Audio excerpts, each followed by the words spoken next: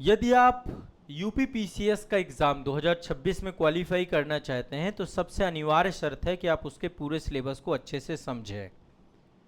आज के सेशन में मैं पूरे कंप्लीट सिलेबस को आपको समझाने जा रहा हूँ।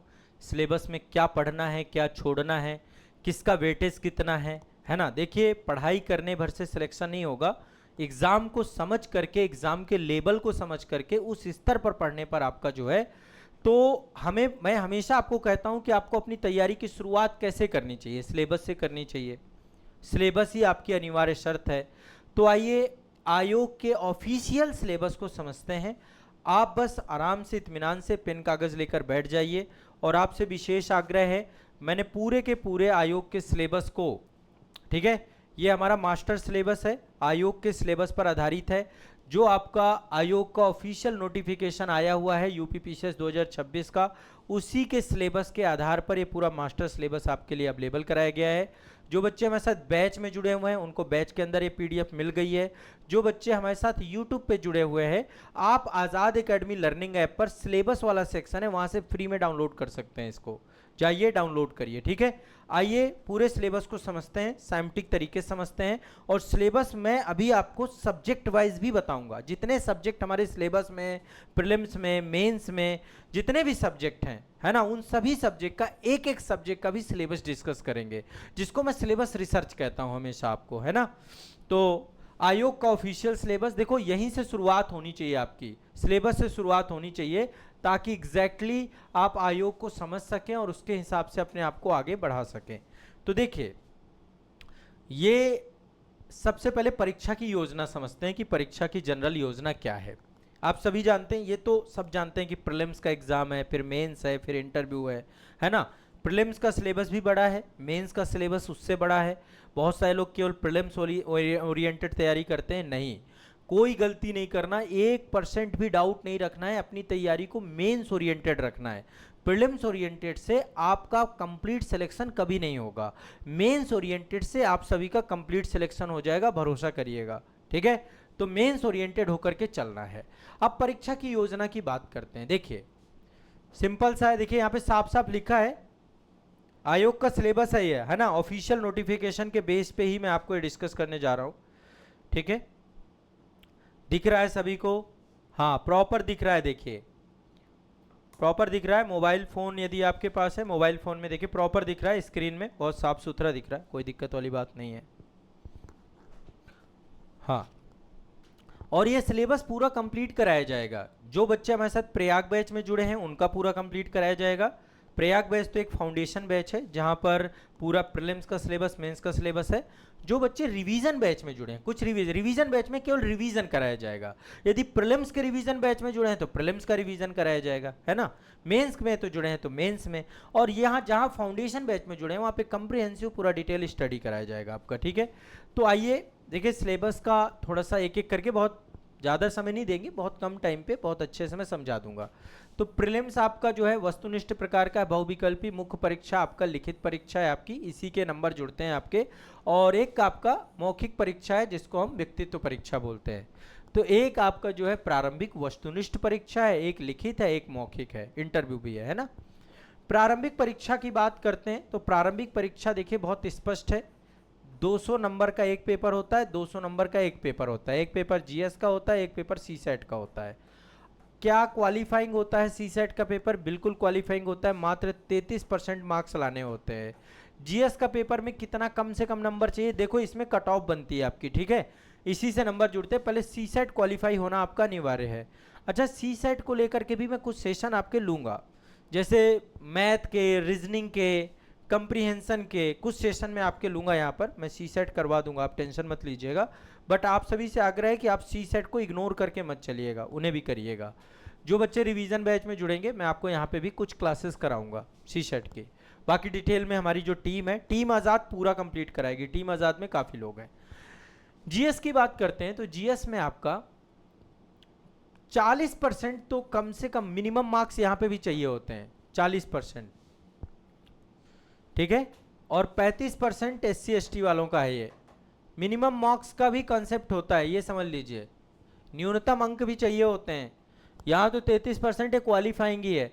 यहाँ पे SC/ST वालों के लिए 35% आपका रहता है मिनिमम मार्क्स, और यहाँ पे 40% आपका रहता है जनरल कैटेगरी वालों के लिए मिनिमम न्यूनतम अंक। किसी नोटिफिकेशन में दर्ज है, नोटिफिकेशन डिटेल में आप पढ़ लीजिएगा, मैं आपको बाद में बताया भी था, नोटिफिकेशन पे अलग वीडियो मैंने बना दिया, मैं तो यहाँ पे सिलेबस की बात कर रहा हूँ।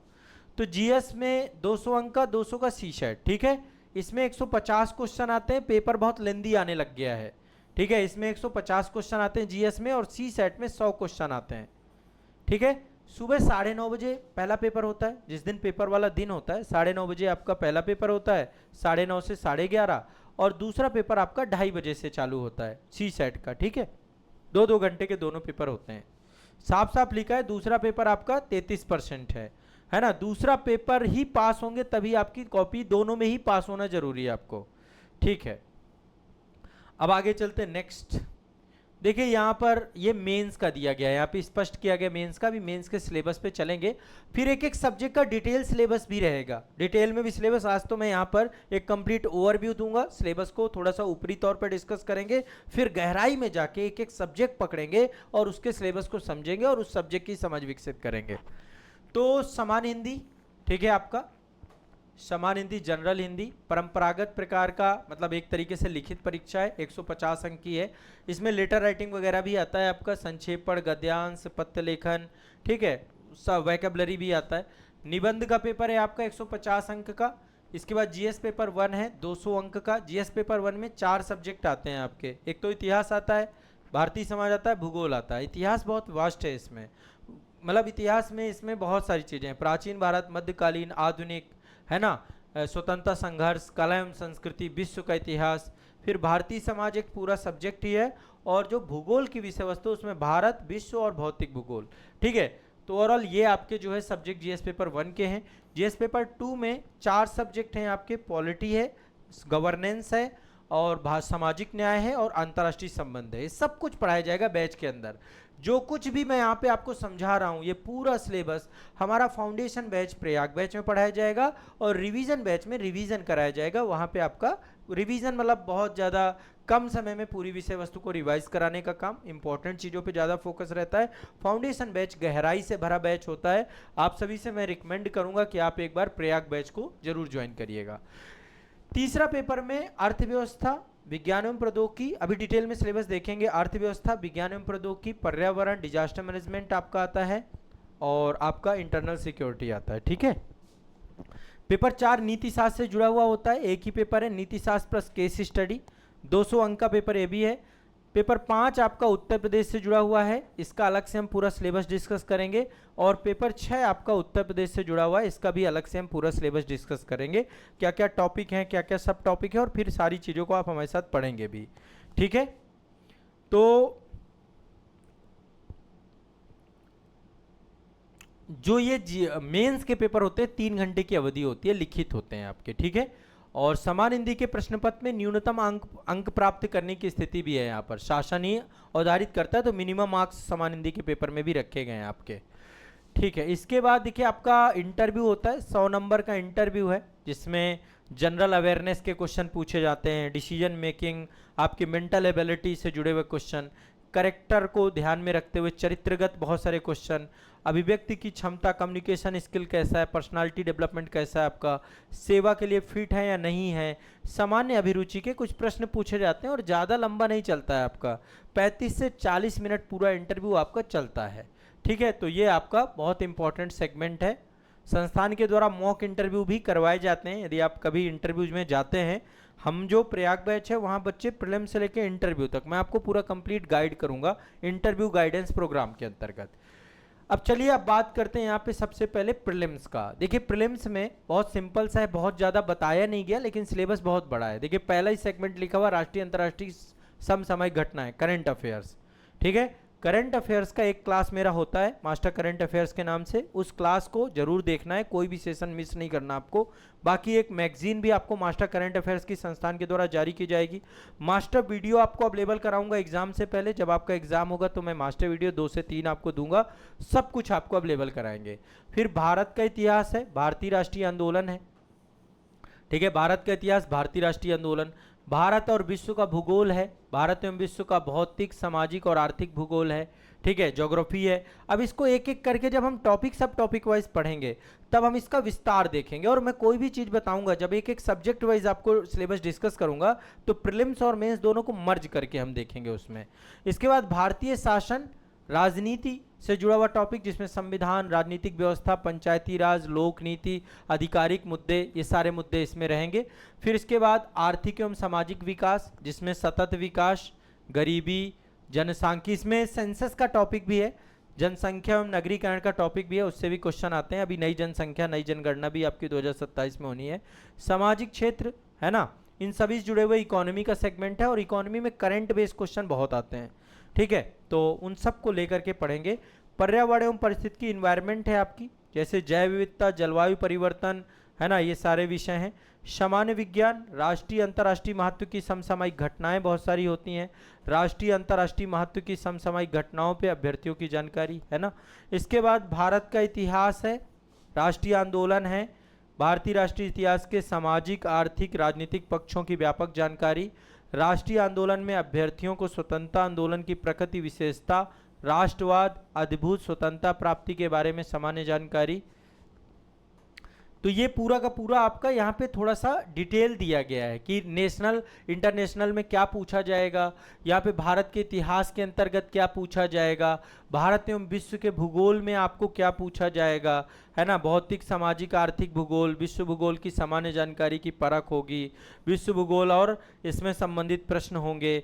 इसके बाद देखिए कॉन्स्टिट्यूशन में भी स्पष्ट किया है, इस बार इन्होंने थोड़ा सा सिलेबस को विस्तारित कर दिया है, बता दिया है कि आपको क्या डेप्थ चाहिए, लेकिन एक्चुअल में जब मैं सब्जेक्ट वाइज डिस्कशन करूंगा तब आपको टॉपिक सब टॉपिक की सही समझ विकसित होगी। एक मेरी छोटी सी बुक भी आती है सिलेबस रिसर्च की, उस बुक के माध्यम से आज़ाद एकेडमी लर्निंग ऐप पे मिल जाएगी, उसमें भी टॉपिक सब टॉपिक सारे मैंने मेंशन कर रखे हैं सब्जेक्ट वाइज, बट इन पे वीडियो सेशन भी आ जाएंगे आपके।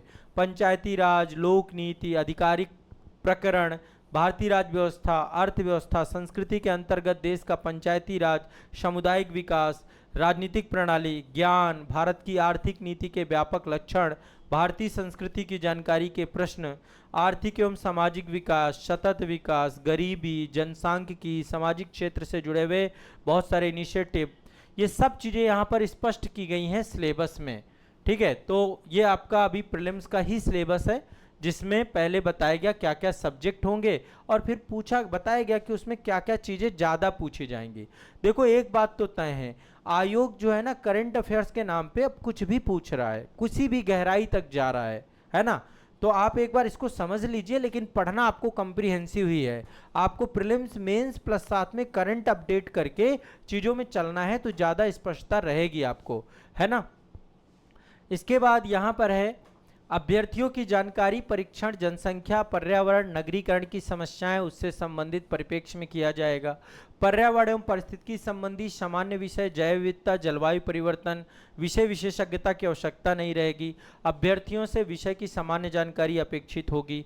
फिर इसके बाद सामान्य विज्ञान के प्रश्न, दैनिक अनुभव, प्रेक्षण संबंधित विषयों से संबंधित विज्ञान के सामान्य परिबोध जानकारी आधारित होगी। सुशिक्षित व्यक्ति से अपेक्षा की जाएगी कि वैज्ञानिक विषयों का विशेष अध्ययन नहीं है। अभ्यर्थियों से अपेक्षा होगा कि उत्तर प्रदेश विशेष में सभी विषयों में पढ़ें।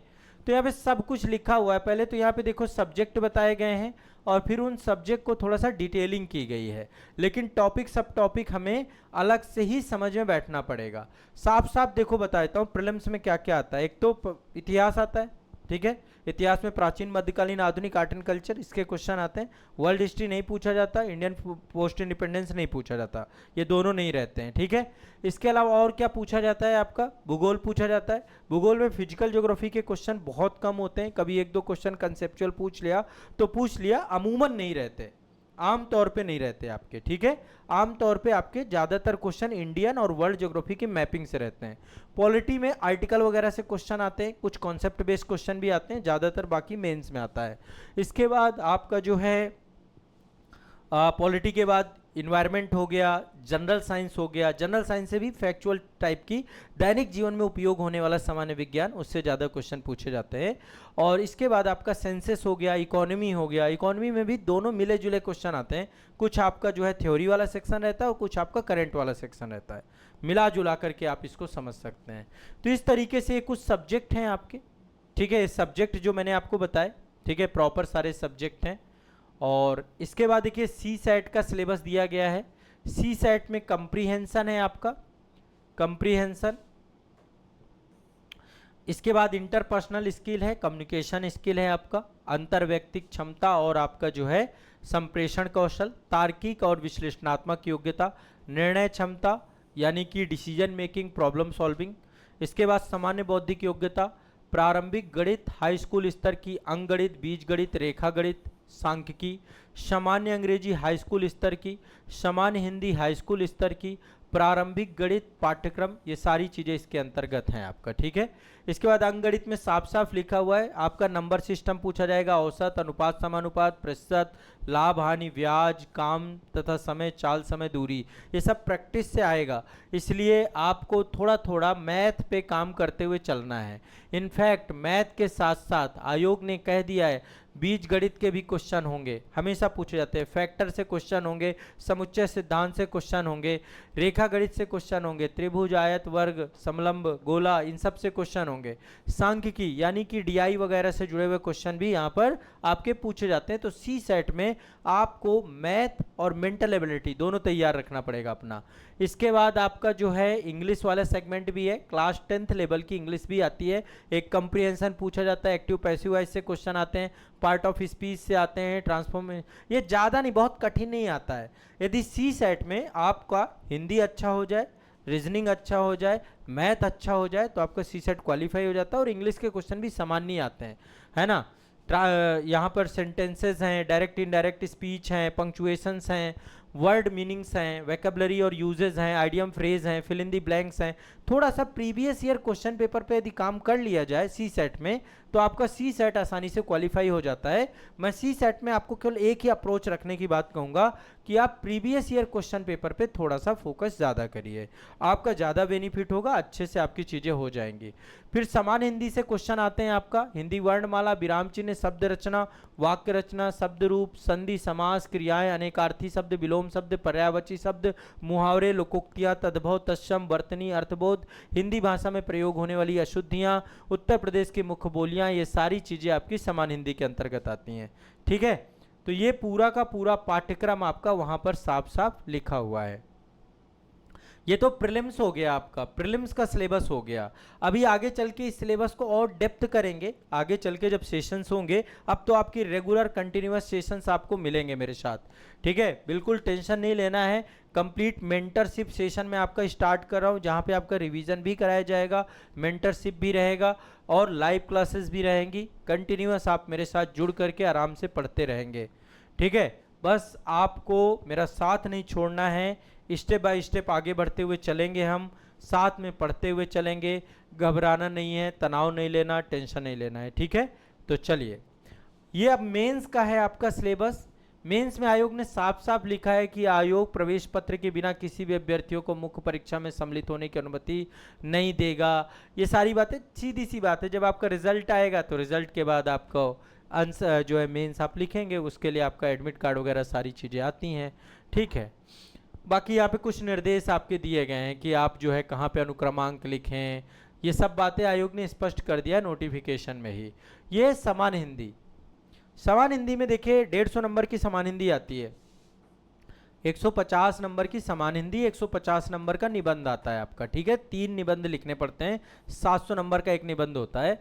तो एक तो देखिए यहाँ पे गद्यांश आता है आपका, संक्षेपण आता है, सरकारी अर्ध सरकारी पत्र लेखन, तार लेखन, कार्यालय आदेश, अधिसूचना, परिपत्र शब्द आता है, शब्द ज्ञान प्रयोग, उपसर्ग और प्रत्यय आता है, विलोम शब्द आते हैं, वाक्यांश के लिए एक शब्द आते हैं, वर्तनी और वाक्य शुद्धि और लोकोक्ति और मुहावरे, ठीक है। ये सारी चीज़ें आपकी आती हैं, ठीक है। इतने सारा हिंदी का सिलेबस है। हिंदी का सिलेबस अलग से एक डिटेल में फिर से डिस्कस करेंगे यूपी पीसीएस के लिए। यहाँ पे जनरल बातें मैंने आपको बता दी। गद्यांश आता है, संक्षेपण आता है, सरकारी अर्ध सरकारी पत्र लेखन आता है, तार लेखन आता है, कार्यालय आदेश, अधिसूचना, परिपत्र आता है, शब्द ज्ञान प्रयोग, उपसर्ग प्रत्यय, विलोम शब्द, वाक्यांश के लिए एक शब्द, वर्तनी एवं वाक्य शुद्धि और लोकोक्ति और मुहावरे, ठीक है। निबंध आपका आता है, निबंध में 3 निबंध आपको लिखने पड़ते हैं, 700 शब्द के 3 निबंध, यानी 2100 शब्द में निबंध लिखना पड़ता है। और निबंध एक दिन का काम नहीं है, निबंध में मेहनत करनी पड़ेगी। निबंध लेखन की मैं क्लास करवाऊंगा आपको बैच में। एक साहित्य और संस्कृति से लिखना हो, देखो 3 खंड है, एक खंड में 3 निबंध होते हैं, कोई एक चुनना होता है, एक लिखना होता है। तो साहित्य, संस्कृति, सामाजिक क्षेत्र, राजनीतिक क्षेत्र, इनमें से निबंध है। खंड 2 में विज्ञान एवं प्रौद्योगिकी, आर्थिक क्षेत्र, कृषि, उद्योग एवं व्यापार, इससे आपको है ना। और खंड गा जो आपका है राष्ट्रीय अंतर्राष्ट्रीय घटनाक्रम, प्राकृतिक आपदाएं, भूस्खलन, भूकंप, बाढ़, सूखा, राष्ट्रीय विकास योजनाएं, परियोजनाएं, ये सब आपका पूछा जाता है। इसके बाद आपका जो है समान अध्ययन आपका है। समान अध्ययन, यहां पर देखिए समान अध्ययन पेपर 1, भारतीय संस्कृति इतिहास में प्राचीन काल से आधुनिक काल, कला एवं साहित्य गुरु, आर्ट एंड कल्चर ज्यादा पूछता है इतिहास में, ठीक है।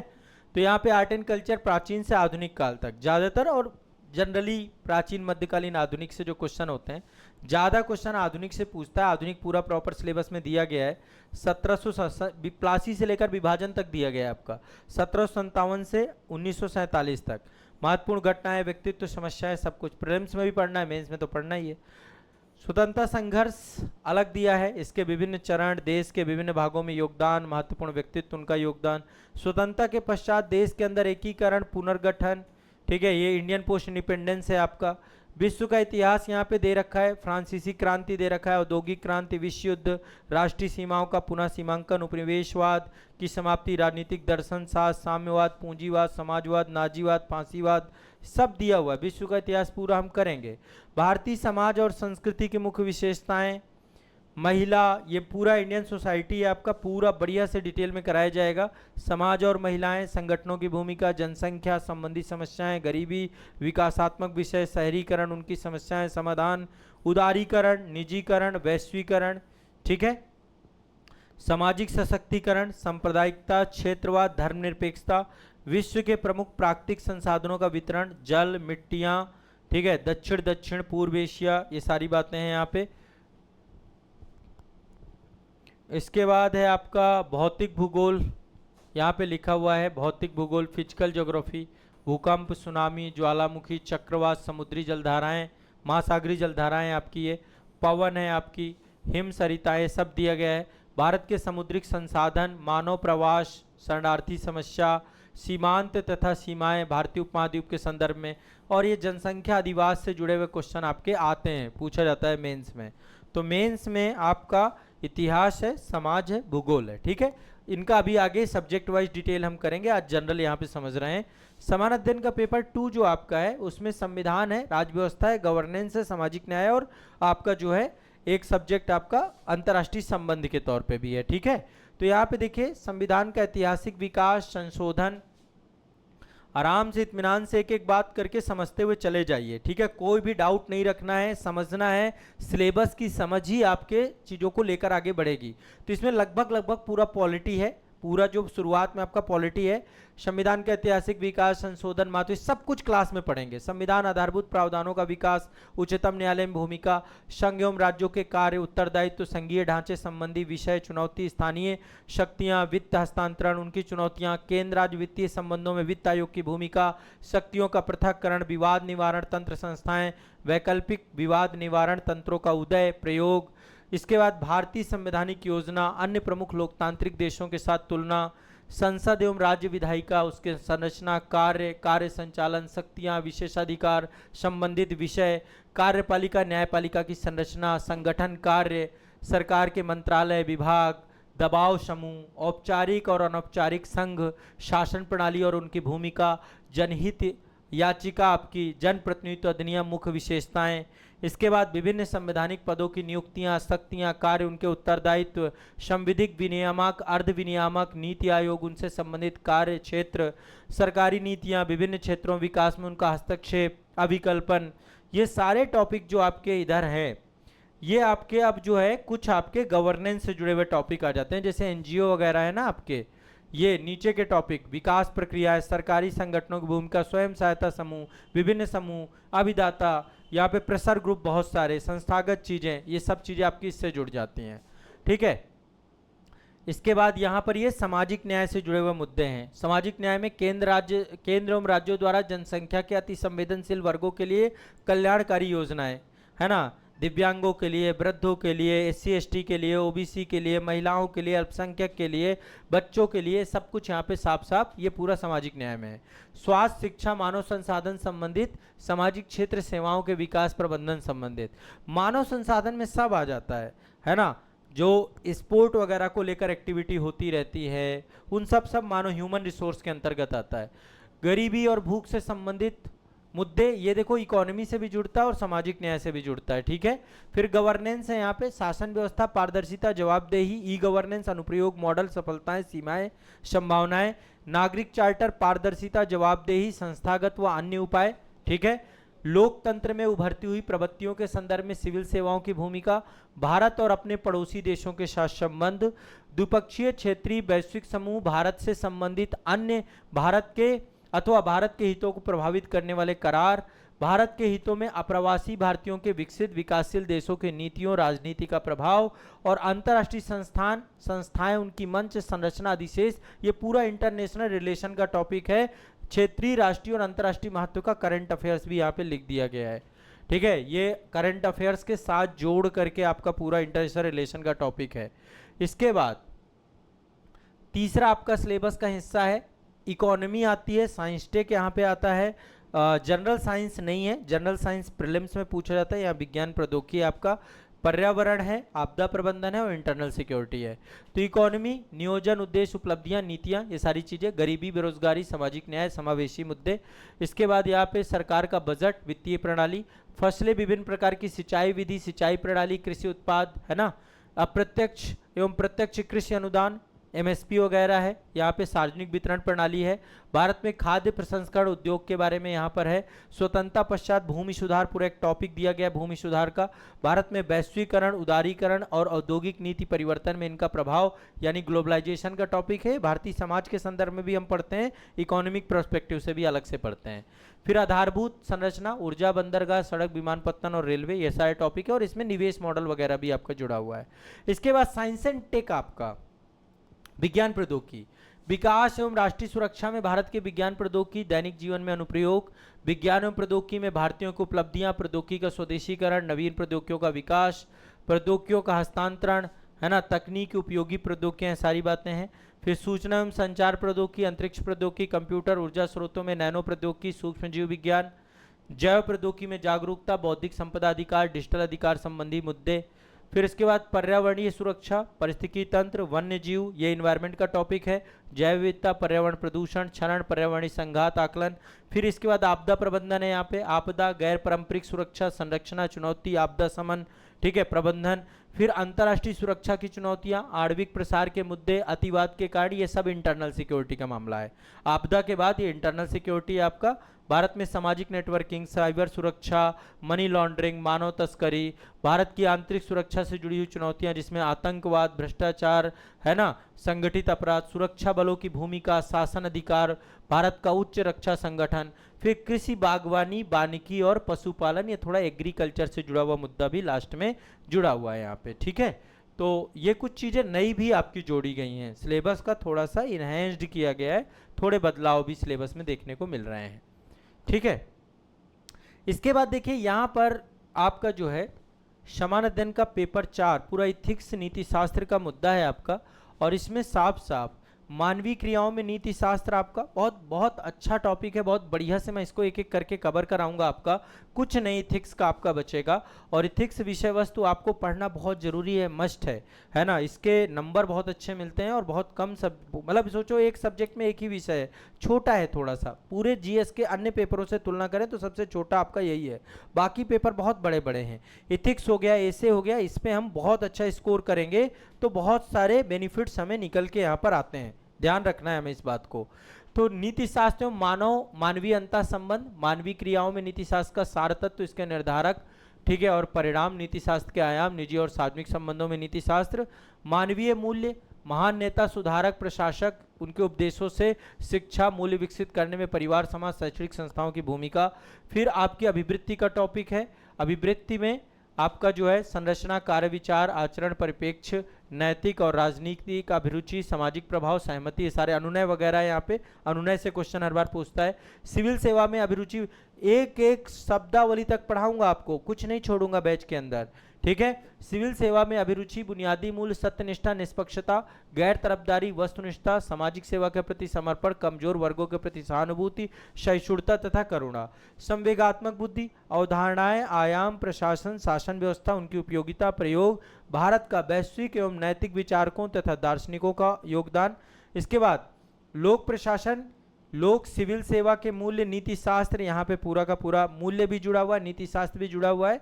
समस्याएं, सरकारी और निजी संस्थानों में नैतिक सरोवर, दुविधाएं, ठीक है। नैतिक मार्गदर्शन के स्रोतों के रूप में विधि, नियम, नियमन, अंतरात्मा, जवाबदेही, नैतिक शासन, नैतिक मूल्यों का सुदृढ़ीकरण, अंतर्राष्ट्रीय संबंधों में नीति शास्त्र, नैतिक मुद्दे आपके जितने भी हैं, कारपोरेट शासन व्यवस्था, ये पूरा टॉपिक है। और 7वां टॉपिक है शासन व्यवस्था में ईमानदारी, जिसमें लोक सेवा की अवधारणा, शासन व्यवस्था, ईमानदारी का दार्शनिक आधार, सूचना आदान प्रदान, पारदर्शिता, सूचना का अधिकार, नीतिपरक आचार संहिता, आचरण संहिता, नागरिक घोषणा पत्र, कार्य संस्कृति, सेवा प्रदान करने की गुणवत्ता, लोक निधि का उपयोग, भ्रष्टाचार की चुनौतियां, ये सारे टॉपिक इसमें हैं, ठीक है। इसके बाद पेपर 5 है आपका, ये यूपी का पेपर 5 है। उत्तर प्रदेश का इतिहास, सभ्यता, संस्कृति, प्राचीन नगर, ये है। उत्तर प्रदेश का वास्तुकला, उसके महत्व, रख रखाव, संग्रहालय, अभिलेखाकार, पुरातत्व, ये है। फिर उत्तर प्रदेश में स्वतंत्रता संग्राम, ठीक है। उत्तर प्रदेश का योगदान, उत्तर प्रदेश के सुविख्यात, ये मतलब अभी पेपर 5 पेपर 6 में अलग से डिटेल में डिस्कस कराऊंगा। यूपी का इतिहास है, देखिए इसमें ज़्यादातर थोड़ा उत्तर प्रदेश के सामाजिक मुद्दे, जिसमें जनजातीय मुद्दे हो गए। इसके बाद उत्तर प्रदेश की राज्य व्यवस्था भी इसी के अंतर्गत है, पूरी पॉलिटी है यूपी का। फिर इसके बाद उत्तर प्रदेश में स्थानीय स्वशासन, ये भी पॉलिटी का हिस्सा है। उत्तर प्रदेश का गवर्नेंस भी इसके अंतर्गत है, उत्तर प्रदेश का सुशासन। उत्तर प्रदेश में सुरक्षा के जुड़े हुए मुद्दे सारे इसमें दिए गए हैं। उत्तर प्रदेश के विकास के मुद्दे इसमें दिए गए हैं, भारत के विकास में उत्तर प्रदेश की भूमिका। उत्तर प्रदेश में स्वास्थ्य, उत्तर प्रदेश में शिक्षा, उत्तर प्रदेश में कानून व्यवस्था, जल शक्ति मिशन और गैर सरकारी संगठन, उत्तर प्रदेश में पर्यटन और उत्तर प्रदेश में नवाचार, ये सारे टॉपिक पेपर 5 में है। और पेपर 6 में आपका उत्तर प्रदेश की इकोनॉमी है आपकी, ठीक है। उत्तर प्रदेश में ऊर्जा से जुड़ी हुई चीजें, एनवायरनमेंट और ऊर्जा से जुड़ी हुई चीजें, उत्तर प्रदेश की जनसंख्या यहाँ पर दी गई है, उत्तर प्रदेश में कृषि यहाँ पर दी गई है, उत्तर प्रदेश का पूरा भूगोल यहाँ पर दिया गया है, उत्तर प्रदेश के प्रमुख सूचकांकों के बारे में बात है, उत्तर प्रदेश का पूरा एनवायरनमेंट है यहाँ पे, ठीक है। उत्तर प्रदेश का पूरा ट्रांसपोर्टेशन है यहाँ पर, उत्तर प्रदेश का औद्योगिक विकास है यहाँ पर, उत्तर प्रदेश के प्राकृतिक संसाधन है यहाँ पर, उत्तर प्रदेश में क्लाइमेट चेंज है यहाँ पर, उत्तर प्रदेश में विज्ञान प्रौद्योगिकी के मुद्दे सारे जुड़े हुए हैं, और उत्तर प्रदेश में एग्रीकल्चर के जितने भी मुद्दे हैं सब मिलाकर के आपका पेपर 6 बनता है। इस तरीके से पूरा का पूरा पेपर का ये सिलेबस है, ये हमें पूरा पढ़ना पड़ेगा डिटेल में, ये पूरा डिटेल में हमें पढ़ना पड़ेगा, ठीक है। इतना विस्तार हमें करना है और जिसमें से हम बहुत सिस्टमेटिक तरीके से पढ़ेंगे, कुछ भी नहीं बचेगा। आपका बैच इसीलिए पूरा बहुत व्यवस्थित तरीके से मैंने बनाया है, वहाँ पर पूरा जीएस का सिलेबस पेपर वाइज आपका कंप्लीट होगा, कुछ भी नहीं बचेगा, मतलब कुछ भी नहीं बचेगा। ना पेपर 5 बचेगा, ना 6 बचेगा, ना 4 बचेगा, ना जीएस का कोई पेपर बचेगा। इनफैक्ट ऐसे और हिंदी भी पूरा कंप्लीट करेंगे। कंप्रीहेंसिव तैयारी आप सभी की मैं करवाने जा रहा हूं। अभी मैं इस सिलेबस को, ये तो सिलेबस का एक ओवरव्यू है आपका, ठीक है। अभी हम इस सिलेबस को और गहराई में जाके देखेंगे, सब्जेक्ट वाइज एक एक सिलेबस को डिकोड करेंगे, यूपी के पूरे पेपर को एक एक करके डिकोड करेंगे, तो एक एक करके चीजें आगे बढ़ने वाले हैं हम, ठीक है। बिल्कुल घबराना नहीं है, मैं आपके साथ हूं, पूरी तैयारी पूरी प्रिपरेशन तक आपके साथ रहूंगा, आपको बस मेरा साथ पकड़ के रहना है, ठीक है। और एक चीज जो मैं आपको स्पष्ट कर रहा हूं कि सिलेबस तो आपका पूरा कंप्लीट होगा यूपी पीसीएस का, ये बात तो मान के चलिए, चाहे वो आपका फाउंडेशन बैच हो चाहे वो रिवीजन बैच हो, लेकिन साथ में आपको एक बार पीवाईक्यू को इग्नोर नहीं करना है। सब कुछ पढ़ने के साथ साथ मेरी ये जो पीवाईक्यू की बुक है ये आपके पास ज़रूर होनी चाहिए। इस किताब से आपको बहुत मदद मिलने वाली है, बहुत समग्रता से जाकर के आप इसमें पढ़ने वाले हैं, इतना मान के चलिएगा आप, ठीक है। तो ये मेरा आप सभी से विशेष आग्रह है, ठीक है। तो ये आपकी जानकारी सिलेबस से जुड़ी हुई थी, आगे चीज़ें हम और डिस्कस करेंगे।